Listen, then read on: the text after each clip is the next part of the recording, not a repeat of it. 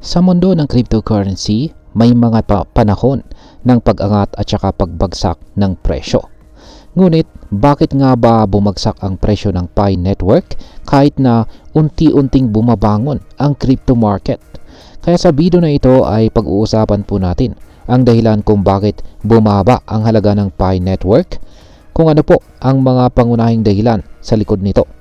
At syempre, paano po ito makakaapekto para sa atin bilang mga traders at investors ni Pi Network. At ayan, bago po tayo magpatuloy ay pakibasa na lamang po ang disclaimer dito sa ibaba ng ating screen. Ayan, ano nga bang nangyayari sa presyo ng Pi Network ngayon? Sa kasalukuyan, ang Pi Network po ay bumaba na sa presyong 0.92. Matapos po ang 4% na pagbaba sa nakalipas na araw. Masakit ito para sa mga nag-invest dito. Lalo na't noong unang bahagi ng taon, umabot ito sa $3. Ibig sabihin ay mahigit 65% na ang ibinagsak nito mula sa pinakamataas na presyo nito ngayong taon. Sa kabila po ng recovery ng crypto market, patuloy pa rin pong bumabagsak ang Picoin. Pero bakit nga ba? Ayan, ano po ang dahilan ng pagbagsak ng presyo ng Pi Network? Meron pong tatlong pangunahing dahilan kung bakit bumabagsak ang presyo ng Pi Network. Una ay yan po ang pagdami. Ayan, yung pagdami po ng supply or token unlocking. Yan, isa sa pinakamalaking dahilan ng pagbaba ng presyo ay ng isang cryptocurrency ay ang sobrang dami ng supply sa market. Ayon po sa PiScan, ayan, halos 99.3 million na Pi tokens ang nagkakahalaga po ng $91 million ang naka-schedule na ma-unlock sa susunod na 30 days. Araw-araw ay may mahigit pong 3 million tokens na nadaragdag sa sirkulasyon. At sa April 3, pagsapit po ng April 3 ay meron pong pinakamalaking unlocking na magaganap, kung saan ay meron pong ma-unlock na 6.8 million na Pi coins. Yan, mas marami pang tokens ang inaasahang ma-unlock sa mga susunod na buwan. Ayan, sa buwan po ng April ay may 115.57 million. Sa May ay 182 million. At sa June ay 222 million. Kaya ayan, ganyan po kalaki yung mga paparating na unlocking. Ang sobrang supply na ito ay nagdudulot po ito ng selling pressure. Ibig sabihin ay mas maraming nagbebenta kaysa sa bumibili. Kaya bumababa po ang presyo. Pangalawa ay ang kawalan po ng exchange listings at mga investor confidence. Ayan. Marami pong umaasa na malilista ang Pi Network kay Binance, ngunit hanggang ngayon ay wala pang kumpirmasyon. Dahil dito ay nawawalan na ng gana ang mga investors na bumili ng Picoin. Bukod pa rito ay may mga alalahanin din tungkol sa centralization ng Pi Network. Sa ibang blockchains, ang mga nodes ay pinapatakbo ng iba't ibang users. Ngunit dito kay Pi Network, ang Pi Core team pa rin ang namamahala ng tinatawag na super nodes. Bagamat naragdagan na ito mula sa 3 nodes noon hanggang 42 nodes ngayon, hindi pa rin malinaw kung paano po pinipili ang mga ito. Ang kawalan po ng transparency ay nakakadagdag na rin sa pag-aalinlangan ng mga investors. Ayan. At ang pangatlo ay ang kahinaan po sa presyo base sa technical analysis. Ayan, base po sa technical analysis ay mahina po ang trend ng Pi Network.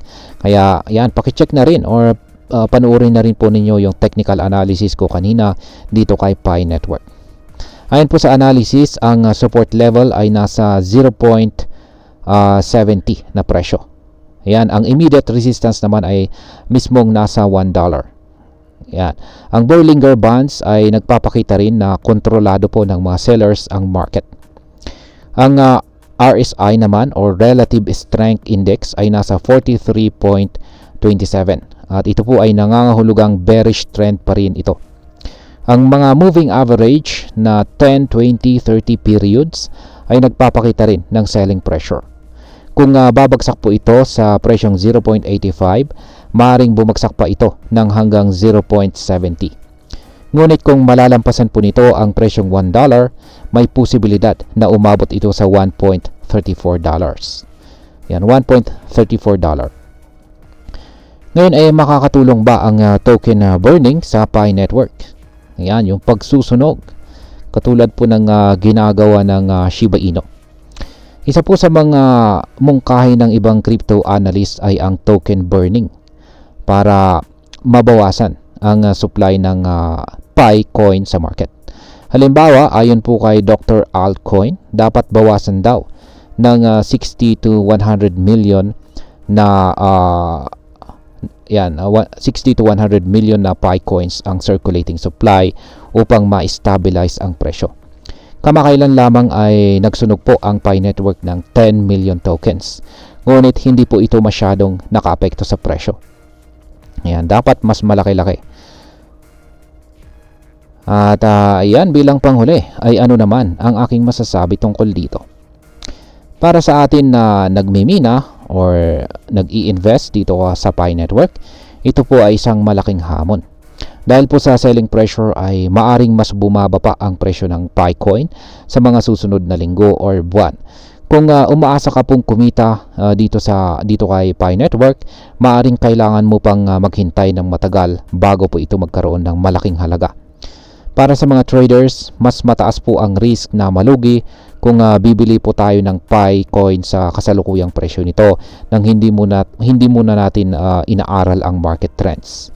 Kung wala pong significant na pagbabago sa supply mechanics, exchange listings at saka investor confidence, maaring manatili po sa mababang presyo ang Pi coin. Sa ngayon ay hindi natin masasabi kung kailan makakabangon ang presyo ng Pi coin. Ang sobrang daming tokens sa market ay patuloy po na nagpapababa sa presyo. Hanggat wala pang major exchange listings tulad po ni Binance at mas malinaw na decentralization strategy, mahihirapan po ang Pi Network na makuha ang tiwala ng mga investors. Para sa mga may hawak ng Pi coin, mas mainam po na maghintay muna tayo at obserbahan natin ang galaw ng market bago po tayo magdesisyon kung ibebenta natin ito or hindi. Kung long-term investor ka po, maaring hintayin po muna natin ang mass adoption bago po tayo umasang tataas ang halaga nito. At ayan, sa kabuuan, ang pagbagsak po ng Pi Network ay dulot po yan ng oversupply, kawalan ng exchange listings at saka investor uncertainty. At ayan, para sa atin, ito po ay isang paalala na kailangan po talaga nating laging mag-research at huwag po tayong basta-basta sumabay sa hype. Ang crypto market ay volatile po, kaya lagi po nating pag-isipan ang bawat investment. Para sa Pi Network, kailangan pong magpakita talaga ng mas malinaw na roadmap ang Pi Core team at konkretong hakbang para mapataas ang tiwala ng mga investors. At ayan, hanggang dito na lamang po tayo sa video na ito mga ka-crypto. Marami pong salamat sa panonood. Ingat po tayo lagi at God bless po sa ating lahat.